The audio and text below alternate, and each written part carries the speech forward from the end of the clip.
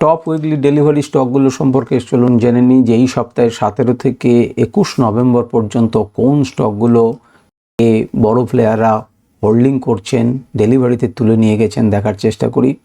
অবশ্যই এখানে বলে রাখি যে কোনো রকম বাইসেল রেকমেন্ডেশন নয়, আপনারা জানেন, তবুও এটা বলার নিয়ম আমি বলছি। আমি এখানে কেবলমাত্র নিউজ আপনাদের সাথে পরিবেশন করছি। আপনারা এই ধরনের এই চার্টগুলোকে সারা সপ্তাহ ধরে হোল্ডিং করা হয়েছে, সুতরাং ডেলি টাইম ফ্রেমে গিয়ে সারা সপ্তাহ ধরে অ্যানালিসিস করুন, দরকার হলে 1 ঘন্টা 2 ঘন্টা টাইম ফ্রেমে করুন এবং দেখুন যে কেমন ধরনের ঘটনা ঘটেছে, সেখানে আর কোনো সুযোগ আছে কি নেই ইত্যাদি ইত্যাদি নিজের আলোচনা করুন। কিন্তু একটা ঘটনা আপনি বুঝতে পারবেন যে কোন সেক্টরগুলোতে বড় প্লেয়াররা ডেলিভারি করার চেষ্টা করেছেন এবং সেগুলোকে ঘরে নিয়ে গেছেন, মনে করছেন যে তারা যেটা লাভ দিতে পারে, তবেই তো তারা হোল্ডিং করে রেখেছেন। তো চলুন প্রথম যে নিফটি 50 নিয়ে আলোচনা করব। তো নিফটি 50-র প্রথম নাম্বারে যিনি রয়েছেন তিনি হচ্ছেন কোটাক ব্যাংক। দ্বিতীয় নাম্বারে রয়েছে পাওয়ার গ্রিড, দেখুন 73% হোল্ডিং, চারটিকে নিয়ে হোল্ডিং নয়, অনেক হোল্ডিং। এরপর রয়েছে আল্ট্রাসেমকো। আল্ট্রাসেমকোতে দেখুন 70%, তাহলে এদের মধ্যে পার্থক্য কিন্তু প্রচুর। ওই দুটির থেকে এর পার্থক্য কিন্তু প্রায় 3-4%-এর মধ্যে, এবং 6,27,000 প্রায় 7 লাখই ধরুন, 7 লাখ কিন্তু আল্ট্রা কেমকোকে কি করা হয়েছে, সিমেন্টকে আমাদের হোল্ডিং করা হয়েছে। এসবিআই লাইফ ইন্স্যুরেন্স দেখুন 70% হোল্ডিং করেছে, আপনার প্রায় 23 লক্ষ কোয়ান্টিটি স্টক কিন্তু হোল্ডিং করা হয়েছে।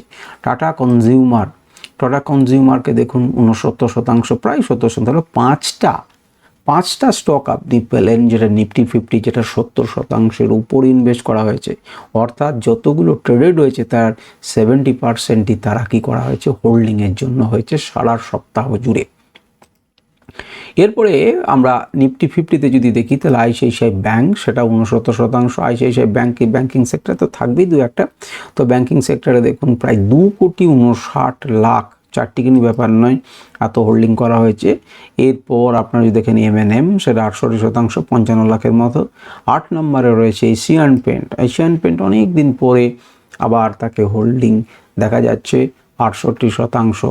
দেখুন তো যে এশিয়ান পেন্টসের পজিশন কোন জায়গাতে, কেন লোকে হোল্ডিং করছে, কোনো নিউজ আছে কিনা।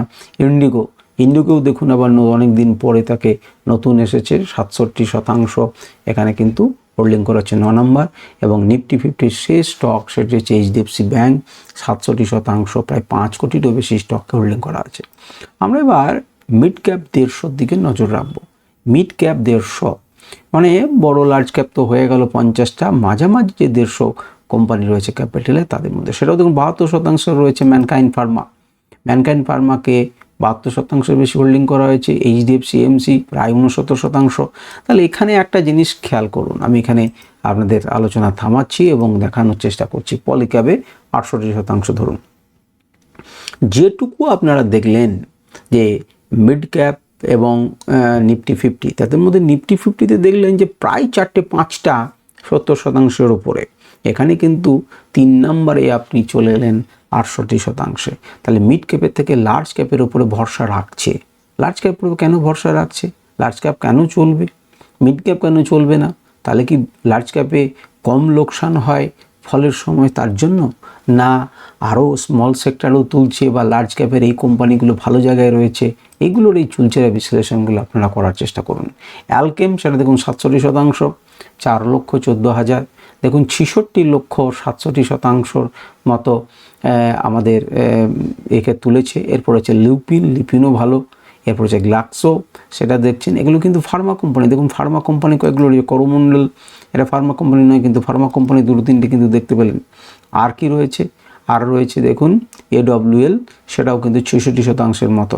দেখুন APL অ্যাপোলো টিউবস, যদি আপনারা এই ভিডিওটা মাঝে দেখে থাকেন তাহলে দেখবেন যে APL অ্যাপোলো টিউবস কিন্তু বেশ কয়েক সপ্তাহ জুড়ে কিন্তু নাম তার আসছে। তো এটি গেল মিড ক্যাপ 150। এবার আমরা স্মল ক্যাপের দিকে নজর রাখি যে স্মল ক্যাপ কী করছে। স্মল ক্যাপে তাকিয়ে দেখুন 100% রয়েছে রেল ইনফ্রা, এবং তারপরে যেটা রয়েছে সেটা হচ্ছে অ্যাডভেন্ট হসপিটাল, এই হোটেলস ইন্টারন্যাশনাল, সেটাও 100%। এরপর কারা রয়েছে স্মল ক্যাপে, দেখুন ওলা ইলেকট্রিক 100%। এরপর কারা রয়েছে সেটা হচ্ছে ইমামি লিমিটেড, সেটা 78%। এরপর 5 নাম্বার ইন্ডিয়া মার্ট 76%। এরপরে জিএসপিএল, সেটা 74%। এরপর কে রয়েছে গ্ল্যান্ড, সেটাও ফার্মা 74%। এরপরে কে রয়েছে কার্বো ইউনিভার্স, তো সেখানেও 69%। 8-9 নম্বর পর্যন্ত টিটিএমএল আপনারা জানেন সেটা 68%। 8-9 নম্বর পর্যন্ত 70। স্মল ক্যাপে সাধারণত এমনই থাকে। এবং আমরা হচ্ছে সিমলেস, সেটাও কিন্তু রয়েছে। এরপর আমরা যেটা দেখব নিফটি 500 টোটাল পরিবারের মধ্যে। তো স্মল ক্যাপের এই কোম্পানিগুলো যেগুলো আমরা দেখলাম এখনই তো সবাই মিলে থাকবে, রিলায়েন্স ইনফ্রাস্ট্রাকচার থাকবে, ওলা ইলেকট্রিক থাকবে, আর কি রয়েছে আপনার দেখুন অ্যাডভেন্ট তো থাকবেই স্বাভাবিকভাবেই 100%। এরপরে দেখুন ইমামি, সেটা আমরা আগে দেখেছি 78%। আমরা দেখতে চাই কোটাক জায়গা পাবে এখানে, ইন্ডিয়া মার্ট 5 নম্বরে আছে। এরপরে রয়েছে দেখুন জিএসপিএল, ঠিক আছে, গুজরাট 74% জায়গা পাবে। এরপরে রয়েছে দেখুন কোটাক ব্যাংক 7 নম্বরে এসে কোটাক ব্যাংক জায়গা পেল, অর্থাৎ লার্জ ক্যাপ ঢুকলো 7 নম্বরে।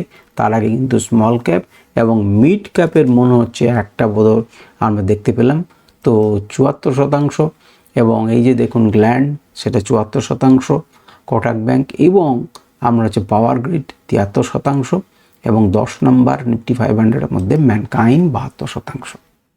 তাহলে নিফটি 500-এর যারা নিফটি 500-এর স্টকগুলোতে যারা কাজ করেন তারা এই স্টকগুলোকে চার্টে ফেলুন এবং চার্টে বিচার বিশ্লেষণ করুন।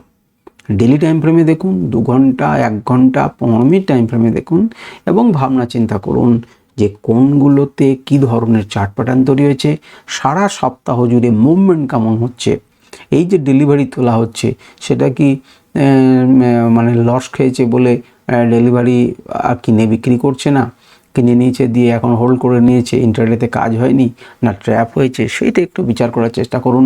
এদের মধ্যে এফএনও সেক্টরের স্টকগুলোতে তাদের পজিশন তৈরি দেখুন, ফিউচার্সের ডেটা দেখুন, ইত্যাদি ইত্যাদি দেখুন। এবং এনএসসি ওয়েবসাইটে গিয়ে আপনারা সেখানে অপশন ইন্টারেস্টেড ডেটাও কিন্তু চেক করতে পারেন যাতে সুবিধা হয়। খেয়াল রাখবেন এবার কিন্তু মান্থলি এক্সপায়ারি আসছে, সুতরাং এখানে এই স্টকগুলোতে কোনো পজিশন মানে কোনো কিছু ঘটবে কি, বা যেগুলো এফএনও সেক্টর আছে বাকিগুলো তো এক্সপায়ারি নিয়ে কোনো মাথা ব্যথা নেই। তো এফএনও সেক্টরে যেগুলো রয়েছে সেগুলোকে একটু বিচার করুন, কী ধরনের ওপেন ইন্টারেস্টে তৈরি হয়েছে সেগুলোকে একটু দেখুন। যদি আপনারা এগুলো বোঝেন অবশ্যই দেখা উচিত, না হলে গুগল করুন, কোনো ভিডিও দেখুন, বোঝার চেষ্টা করুন, ঠিক আছে। এরপরে আমরা টোটাল নিফটির একবার ক্ষেত্রটা দেখে নেবো যে টোটাল নিফটির ক্ষেত্রে কী হচ্ছে। টোটাল নিফটির ক্ষেত্রে দেখুন একটি কোম্পানি নতুন আপনারা শুনলেন, সেটা চল কার্গো। আমি জানি না আপনারা কতজন এই কোম্পানিটির নাম শুনেছেন, এর আগেও কিন্তু এই কোম্পানিটি এসেছে এবং এই কোম্পানিটি সম্পর্কে আমরা খোঁজ করতে পারেন 1,91,00,000। এরপরে দেখুন রেল ইনফ্রা, তো আমরা শুনেছি, নতুন করে কিছু বলার নেই। এরপরে অ্যাডভেন্ট হোটেলস ইন্টারন্যাশনাল, সেটাও আমরা দেখেছি, আমাদের আগের লিস্টে ছিল। ওলা ইলেকট্রিক আমাদের আগের লিস্টে ছিল, টোটাল নিফটির মধ্যে জায়গা করে নিয়েছে। এখানে তাকিয়ে দেখুন জনসন কন্ট্রোল, হিতাচি এসি 90% বেশি হোল্ডিং করা হয়েছে এবং এই কোম্পানিটি জনসন এসি কোম্পানি আগে আরেকবার এই দেশে এসেছিল হিতাচি এসি। এরপরে দেখুন ইমামি লিমিটেড, আগে আমাদের কাছে আছে, নতুন কিছু নেই। আমার ইন্ডিয়া মার্ট আগে এসেছে, নতুন কথা কিছু নেই। নিফটি টোটাল নিফটিতে জিএসপিএল স্থান করে নিয়েছে। আমি দেখতে চাই 9 নম্বরে স্থান করে নিয়েছে কোটাক ব্যাংক। তাহলে টোটাল নিফটির পরিবারের মধ্যেও কিন্তু কোটাক ব্যাংক উল্লেখযোগ্যভাবে একটি লার্জ কোম্পানি যে কিন্তু স্থান করে নিয়েছে। এরপর লাস্ট আজকের সেটা হচ্ছে গ্ল্যান্ড ফার্মা 74%। তাহলে টোটাল নিফটিতে যেটি সব থেকে কমা সদস্য সেও কিন্তু 74.13% হোল্ডিং করা হয়েছে। তো দেখুন এই ডাটাগুলো মানেই কিনবেন বা বিক্রি করে দেবেন তা নয়, এই স্টকগুলোকে দেখতে হয়, এই স্টকগুলোর আচরণ দেখতে হয়, তবে আপনার শরীরে মনে এবং জায়গাতে বুঝতে পারবেন যে বড় প্লেয়াররা কী করছেন, তারা কি সত্যিকারেরই অন্য প্লেয়ারদের দ্বারা, আরও বড় প্লেয়ারদের দ্বারা ট্র্যাপড হয়েছেন, নাকি হোল্ডিংটা তারা কিছু সুযোগের জন্য করছেন। আর দেখতে চার্টটা কেমন লাগে, যেটি আপনি দেখতে দেখতে অভ্যস্ত হয়ে যাবেন যে এই রকম ধরনের চার্ট হলে এখানে কিন্তু হোল্ডিং করা হচ্ছে, তার মানে একে ডেলিভারি করা হচ্ছে, সুতরাং হয়তো প্রাইসটা বাড়তে পারে। এই ধরনের একটা আপনার এই তালে তালে চলতে চলতে আপনি কিন্তু এটা বুঝতে পারবেন। তো যাই হোক, আজকে ভিডিও পর্যন্তই। নমস্কার, ধন্যবাদ।